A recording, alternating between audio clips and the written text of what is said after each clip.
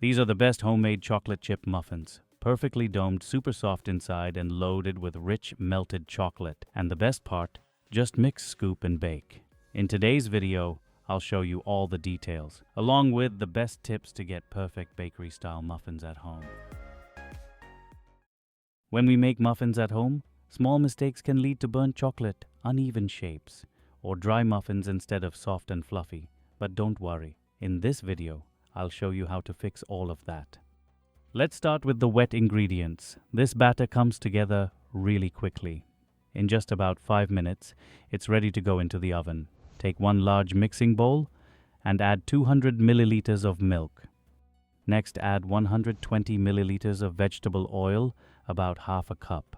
Oil is very important. It keeps the muffins moist, even after they cool down. That's why these muffins stay soft for longer. Now add some melted butter. This is where the flavor really builds. For flavor, add 1 tablespoon of vanilla extract. Don't skip this. It makes a big difference in aroma and overall taste. Now add 250 grams of sugar, about 8.8 ounces. This not only adds sweetness, but also helps with color and softness. And now, 4 eggs. The total weight here is around 210 grams. Eggs add structure, richness, and help the muffins rise properly. Once everything is in the bowl, give it a good whisk. Whisk until the sugar dissolves nicely and the mixture looks smooth. If the sugar is not fully dissolved, your muffins can turn out slightly grainy, so make sure this step is done properly. Now just set this aside for a moment and let's prepare our dry ingredients.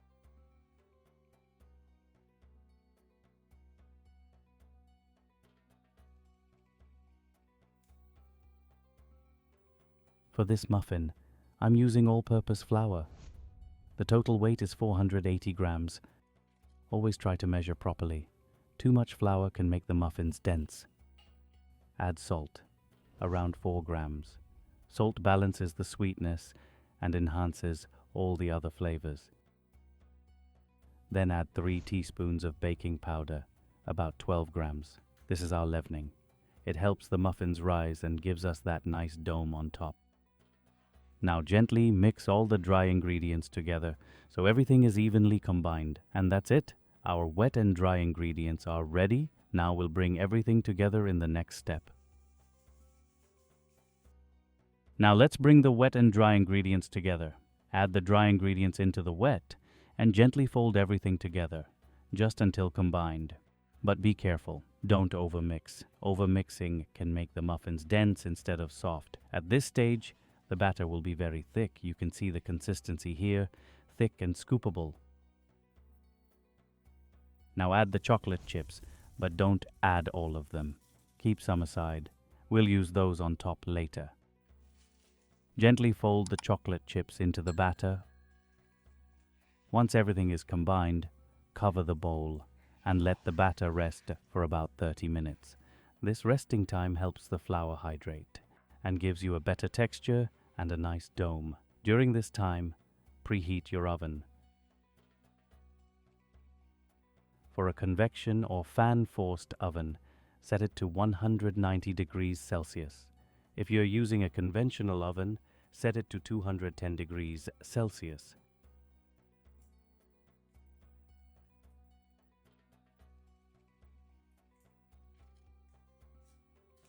After resting, divide the batter into your muffin cups. Fill them all the way to the top. This is important. It helps create that tall bakery-style dome.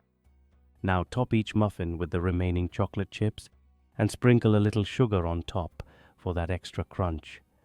Bake at 190 degrees Celsius for the first 5 minutes. Higher temperature makes muffins rise fast and push upward.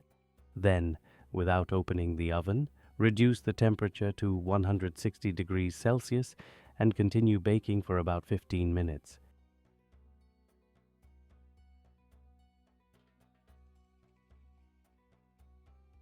Reducing temperature lets the center bake evenly and stay soft until the tops are lightly golden and the centers are fully set.